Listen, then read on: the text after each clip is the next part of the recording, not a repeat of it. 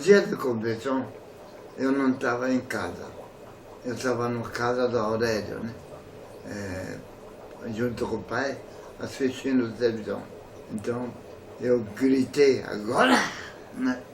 Deu destro assim, né? Daí, ele aplicou golpe, que nunca aplicou, eu ensinava o seu Nag, né? Então, deu vantagem aí, né? Aí o pai da Aurélio falou para mim, será que escutou? Não escutou? Não escuta, mas espírito passa para a gente, né?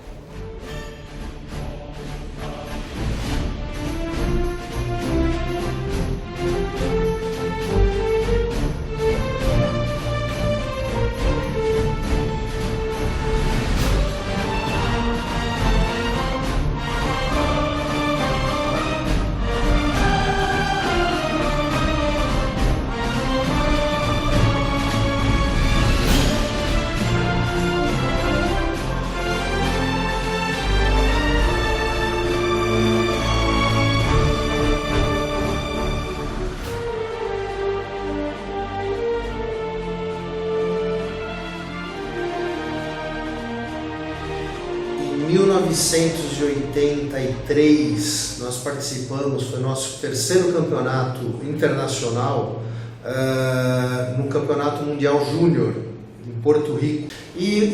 A organização não acreditava que um brasileiro pudesse ser campeão mundial. Então eles não tinham o hino do Brasil. Então chegou na hora lá, o Aurélio ganhou e ele chegou e falou, olha, a medalha é minha, pode me dar a medalha, mas eu não vou no pódio, porque não tem o hino. E ficou aquela coisa, porque era televisão de outros países filmando, então, todo o protocolo, né, para receber a medalha. Ele falou, não, se não tiver o hino eu não vou receber. Dá a medalha, minha, eu ganhei, eu quero minha medalha, mas eu não vou para o pódio. Aí resolveram lá que reunir a equipe e nós cantamos o hino nacional.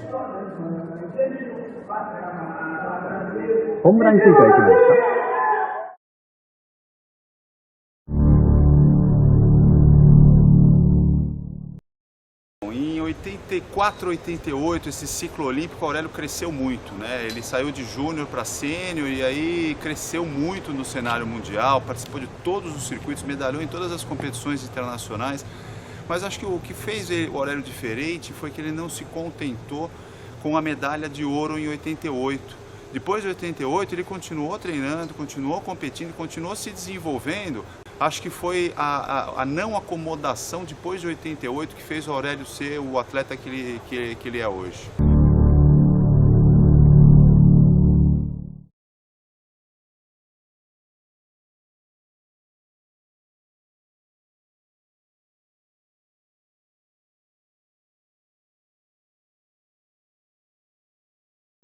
Para a Olimpíada de 84, ele já tinha plenas condições de integrar a seleção brasileira e só não foi porque teve um entreveiro. Se não fosse trágico, seria cômico, no avião, na volta que nós fizemos do treinamento no Japão, ele como presidente da confederação, mas já na Olimpíada de 84 ele já estava no nível de seleção brasileira, né?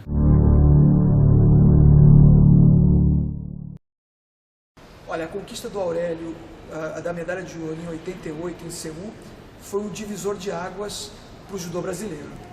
O Aurélio ele foi campeão olímpico pela uma condição de ter treinado muito, o espírito de guerreiro que ele tem, o espírito de samurai, e o talento, né? É essa condição natural dele. Fizemos um treinamento, apesar, vamos colocar assim, de um treinamento desastroso, ao meu ver, em Santa Cruz, que colocaram nós num sítio sem a menor condição, não tinha vestiário adequado, não tinha uma sala de musculação, não tinha nada. Uma medalha de ouro é uma medalha que se diferencia das demais, né?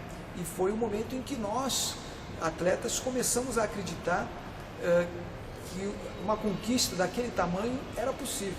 Eu acho que tem duas histórias de judô, uma com o professor Ishii, que foi o primeiro medalhista olímpico brasileiro, e a medalha do Aurélio como o primeiro medalhista de ouro do Brasil.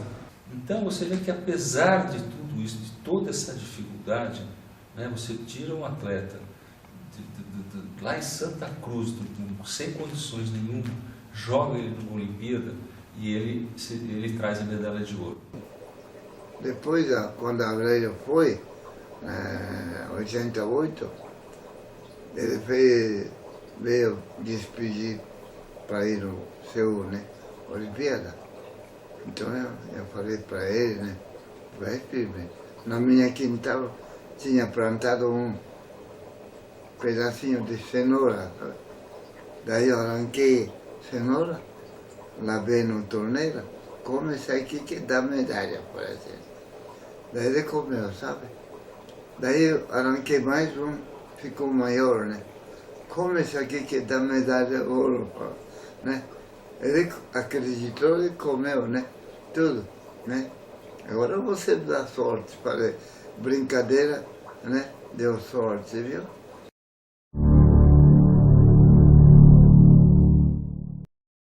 Naquele período de 89 a janeiro de 92, eu participei de um movimento que reivindicava melhores condições de estrutura no judô brasileiro. O que aconteceu é que a gente estava defendendo os ideais, a gente não podia fazer seletiva, tinha que ser seletiva fechada. Nós todos adotamos uma política anti-Mamed e isso fez com que a gente se unisse mais ainda. As condições eram muito diferentes das que nós temos hoje. Não concordava com algumas situações que a confederação colocava em viagens. Nós tínhamos adversários que treinavam no melhor tatame do mundo e a gente ainda treinava em tatame de palha. Deixava a gente sem muita liberdade de palavra. E o nosso líder era o Aurélio Miguel. O Aurélio levantou a bandeira e falou assim, não, chega, não dá mais para a gente continuar aguentando os mandos e desmandos do Mamed. Então o Aurélio encabeçou um grupo de pessoas, um grupo de atletas, que fez modificar o pensamento até da própria confederação. Então, na época que teve esse movimento dos atletas contra a confederação, eu estava começando a praticar judô, a minha geração estava começando a praticar judô, foi justamente em 89, o ano que eu pisei pela primeira vez no tatame, só que isso de alguma forma deixou dois legados, eu acredito, para o judô. Um foi um movimento de tentar fazer com que as coisas fossem feitas da forma mais correta possível, a forma de seletivas era uma coisa meio sombria, não se entendia direito quem que ia ou quem que não ia, por quais motivos aquele atleta ou o outro atleta ia para uma competição importante ou não. Hoje em dia eles absorvem, eles aproveitam de todas essas conquistas. Isso começou lá atrás, em 89, então ele teve um papel fundamental. Aurélio, acho que ele foi o porta-voz dessa equipe, dessa geração. E esse movimento encabeçado pelo Aurélio também incutiu uma coisa na cabeça da minha geração, que é o seguinte, da gente nunca deixar barato as coisas. Então, mesmo a gente hoje vivendo um momento melhor no judô, mesmo a gente tendo hoje um canal mais democrático com os dirigentes do judô, a gente não aceita algumas coisas, às vezes, que a gente vê que não é muito boa, que não são muito boas.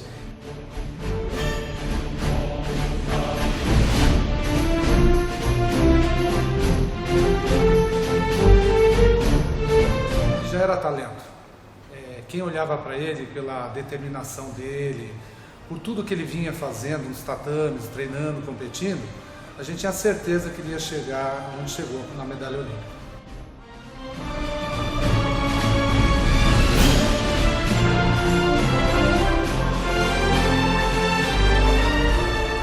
Então acho que esse é o grande diferencial do Aurélio, é a tal da resiliência, né?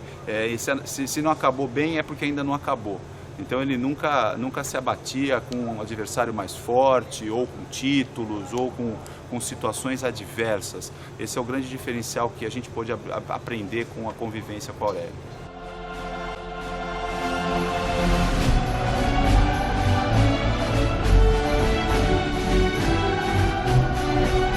Ele representou realmente aquela pessoa que não desiste do sonho e que conquistou, que realizou, ganhou. Realmente ele chegou aonde ele queria, uma realização, realmente um símbolo de campeão, não só campeão esportivo, mas de campeão na vida, campeão mostrando que não basta só você querer persistir numa coisa, mas persistir e realizar.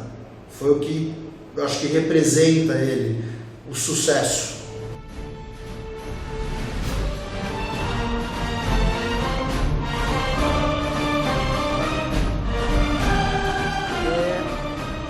determinação, a sua perseverança, né?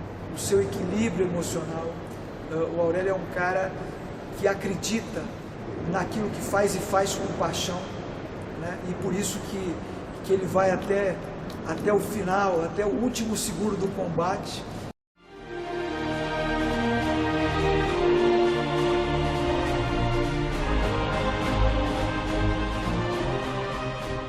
Então o Aurélio ele é uma referência, não só do judô, mas do esporte nacional, né, que inspirou e inspira ainda, né, muitos atletas, justamente de toda essa condição diversa que ele passou e superou tudo isso e trouxe a medalha de ouro.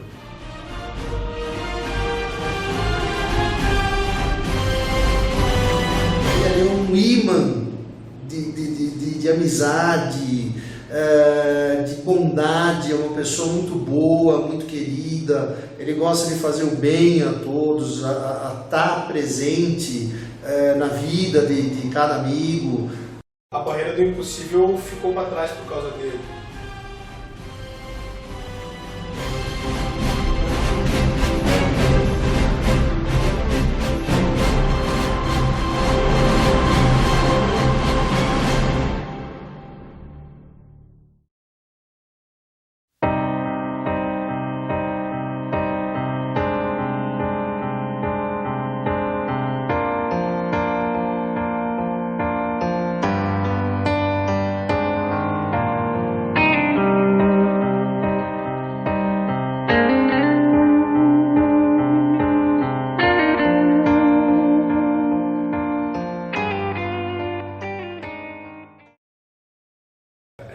Eu lembro que eu lutei o campeonato mundial na França e ele estava lá, e a gente se cruzou na rua, atravessando a rua. E ele parado no meio da rua, querendo falar do que tinha acontecido na competição, lutando judô no meio da rua, no meio da avenida, assim, sabe? Eu me lembro que quando tinha alguém que estava enrolando, ele já encostava e falava, pô, vai ficar aí no chinelinho, fica aí só enrolando, vamos pro treino, né? E o Aurélio, na última Olimpíada que ele foi em terceiro, a gente no projeto, algumas vezes ele falou, eu preciso treinar esse Outigari Taiotoshi, que era o golpe que ele gostava de fazer também.